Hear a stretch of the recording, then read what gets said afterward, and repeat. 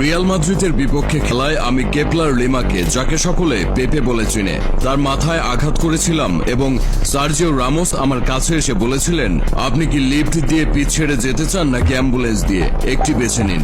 এতটুকু শুনেই তিনি যা বোঝার তা বুঝে নেন। তিনি বুঝতে পারেন মৌমাছির বাসায় আঘাত করে ফেলেছেন তিনি।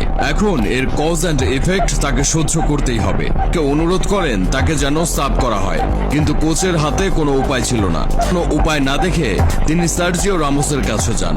সার্জিও রামোসের কাছে গিয়ে বলেন, আমি লিফট নিয়ে পিচ ছেড়ে চলে যেতে চাই, অ্যাম্বুলেন্স দিয়ে যেতে চাই না। আমি যা বলেছি তা পেপেকে জানালো। তারপর তারা দুজন আমার দিকে তাকালো। ভয়ে আমার কলিজা ঠান্ডা হয়ে আসছিল। আর সতীর্থরা আমার কাছে বল দিয়েছিল এবং আমি পেপে এবং সার্জিও রামোসকে আমার কাছে আসতে দেখেছি। বিশ্বাস করুন, আমার আর কিছুই মনে নেই। আমার কেবল মনে আছে যখন আমি পড়ে যাই এবং যখন আমি জেগে উঠি তখন আমি হাসপাতালে ছিলাম।